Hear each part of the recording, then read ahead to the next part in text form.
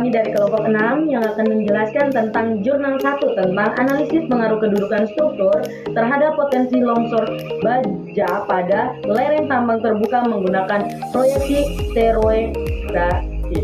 Yang beranggotakan saya, Mirella Ingrid Mirino dengan NIM 2024-63023 dan teman saya, Membahagia Rival Wayat dengan NIM 2024-70042. Saya, Grace Nursaid Payung dengan NIM 2024-63041.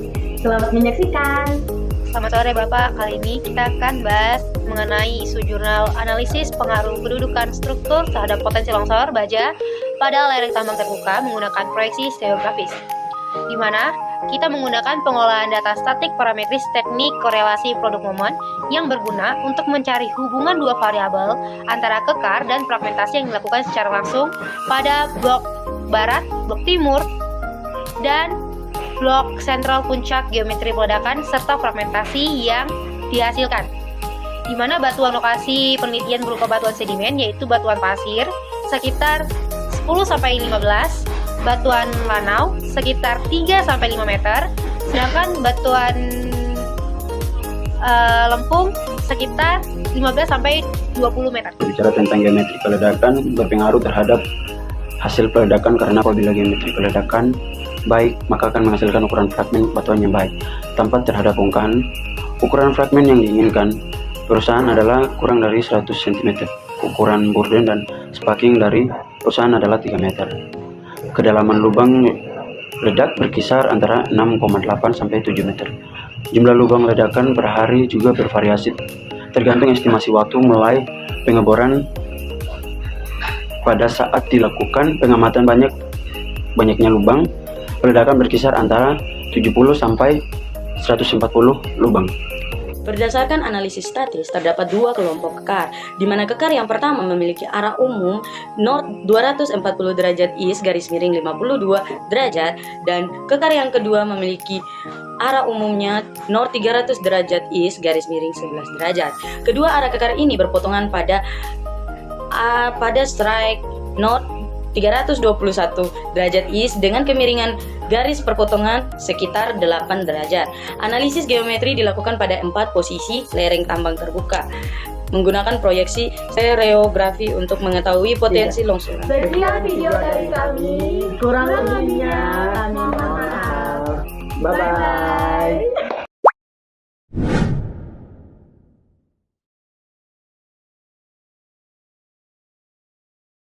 Selamat sore semuanya. Pada sore hari ini kita akan membahas tentang kestabilan lereng. Nah, sebelum itu perkenalkan nama saya Alvaro Teofani Seket dengan NIM 2024-63020. Nah, kestabilan lereng merupakan aspek geotektonik yang sangat penting dalam operasi penambangan. Nah, berkaitan erat dengan keselamatan dan kinerja para pekerja. Kestabilan lereng memiliki banyak faktor.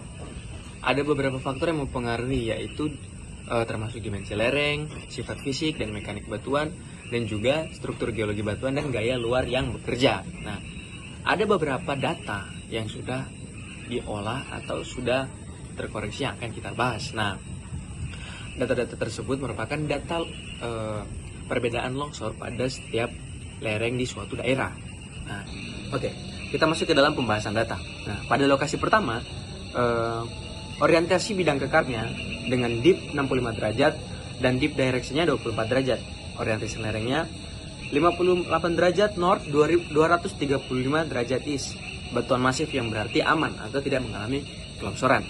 Pada lokasi kedua, dip 77 derajat, dip direksinya 323 derajat, dan orientasi lerengnya dip 80 derajat, 101 derajat, north, 101 derajat east.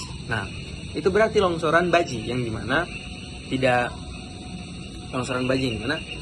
dia tidak aman atau memiliki longsor antara lereng. Nah, pada lokasi yang kedua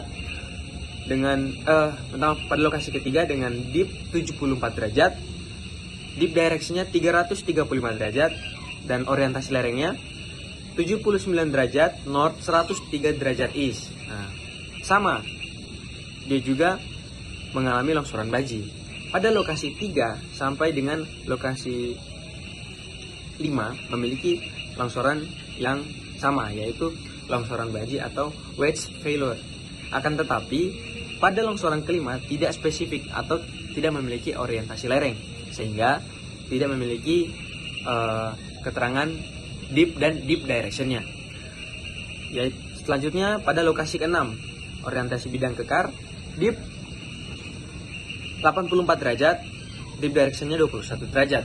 Nah, untuk orientasi lerengnya deep atau deep directionnya 75 derajat, north 279 derajat, yang dimana longsoran bidang plunge atau plane failure. Itu kenapa setiap lokasi memiliki tipe longsoran atau deep dan deep direction yang berbeda-beda. Ada yang longsoran baji dan longsoran masif. Nah, jadi kesimpulannya adalah dari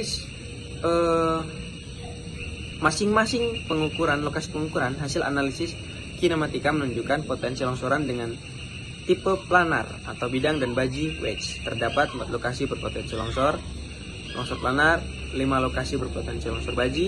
Potensi longsor ini terjadi di 4 lokasi pengukuran karena searah dengan bidang lereng dan memenuhi kriteria kemiringan. Sekian artikel atau pembahasan tentang jurnal kestabilan lereng. Terima kasih. Alvaro 2024 63020. Di sini saya akan menjelaskan tentang kondisi kekar. Yang pertama, kondisi persistensi kekar.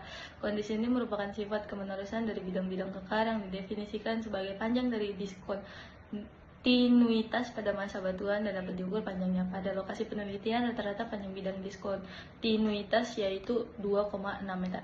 Yang kedua, kondisi kekasaran kekar. Parameter yang terdiri dari kekasaran permukaan, ketidakmenerusan, pemisah atau jarak antara permukaan, pelapukan batuan, dinding pada bidang lemah dan material pengisi.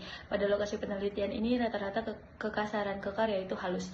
Yang ketiga, kondisi bukaan apertur kekar didefinisikan sebagai lebar celah pada permukaan bidang kekar yang mengendalikan permukaan bidang kekar yang berhadapan agar saling mengunci. Dari hasil pengukuran di lapangan, maka rata-rata bukaan antara kekar yaitu 2,35 mm.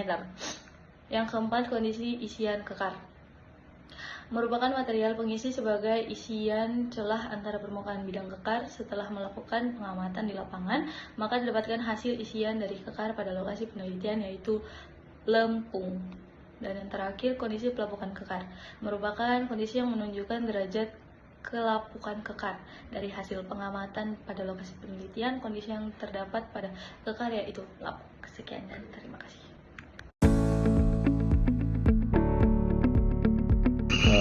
Perkenalkan, nama saya dari Platuman Sohito dengan NIM 2024-63012. Di sini saya akan menjelaskan dari jurnal analisis arah umum kekar terhadap distribusi fragmentasi peledakan pada PT Aliat Indo Koal Jaya Kota Sawah Lunto.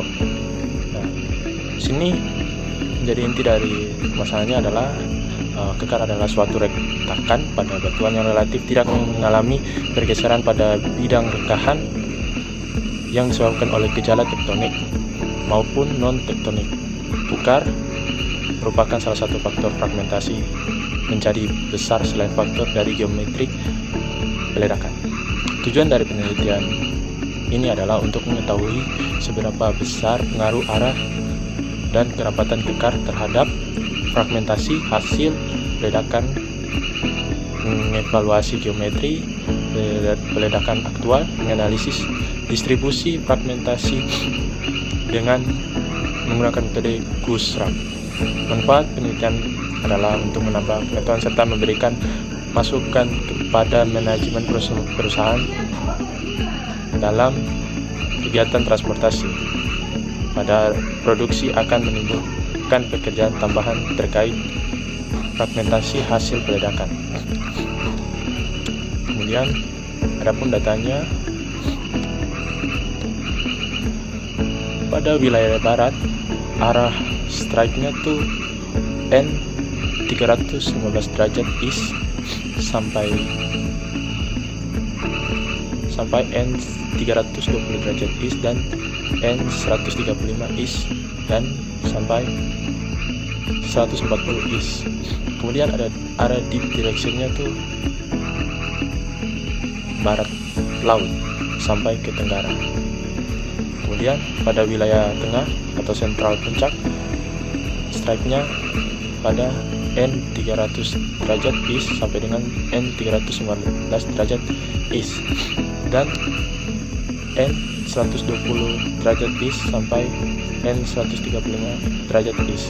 Arah kemiringan bidang atau deep direction-nya condong ke arah barat laut sampai dengan tenggara. Kemudian ada wilayah timur, yaitu strike-nya N335 derajat east sampai dengan N340 derajat east, dan N155 derajat sampai east sampai N160 derajat east, dan di direction-nya condong ke arah utara barat laut sampai dengan selatan tenggara. Kemudian arah umum dominan atau keseluruhan lokasi itu strike-nya tuh barat laut dan tenggara. Kemudian di direction-nya rata-rata kemiringan sekitar 60 sampai 70 derajat. Sekian dan terima kasih. Perkenalkan, nama saya Narwasti Andi di Jawa dengan NIM 2024-6303. Jenis kekar retakan pada batuan yang tidak mengalami pergesekan pada bidang rekahannya disebabkan oleh gejala tektonik maupun non-tektonik.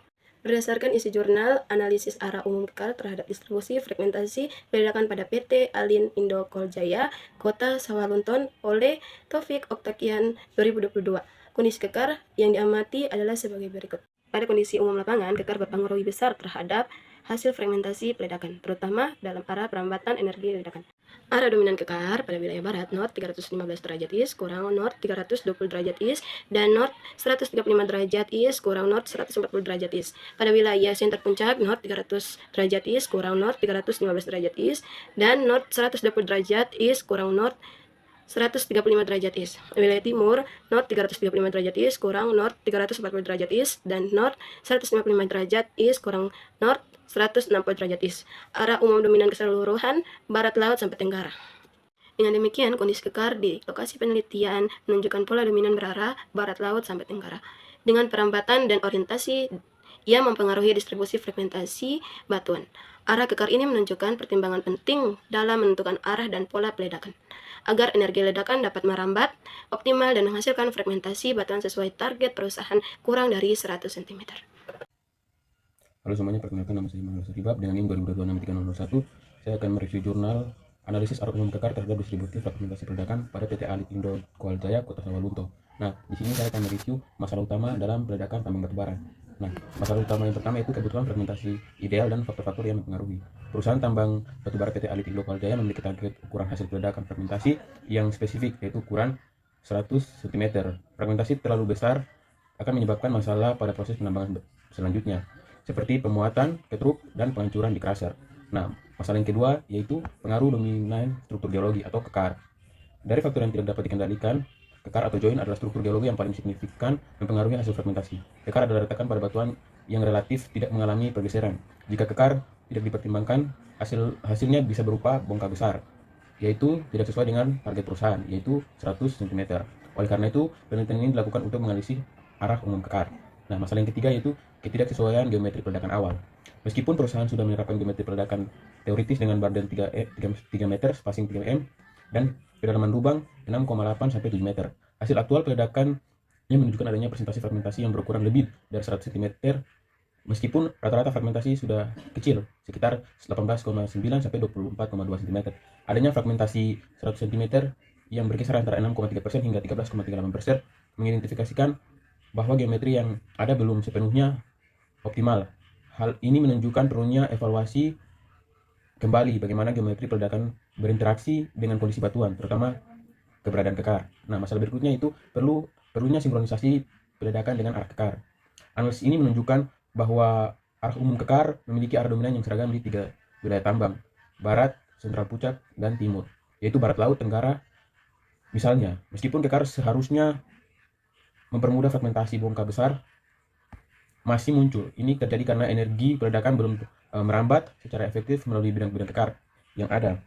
Aspek geologi merupakan faktor yang tidak dapat dikendalikan, tetapi harus diperhatikan dalam pola peledakan untuk mencapai hasil yang diinginkan. Nah, yang kelima itu solusi. Solusi yang diusulkan untuk mengatasi masalah ini yaitu untuk mengatasi masalah bongkahan besar dan mencapai fragmentasi ideal 100 cm, penelitian merekomendasikan penyesuaian strategi peledakan berdasarkan arah kekar. Solusinya adalah pola peledakan harus dilakukan searah dengan arah umum kekar, tetapi jeda waktu ledakan harus berlawanan dengan arah umum kekar. Tujuannya adalah agar energi peledakan merambat secara optimal menuju dan melalui seluruh kekar yang ada pada lokasi peledakan, sehingga menghasilkan fragmentasi yang lebih kecil dan mengurangi jumlah bongkahan yang besar. Nah, sekian review jurnal dan masalah-masalah apa yang ada dalam jurnal tersebut. Terima kasih.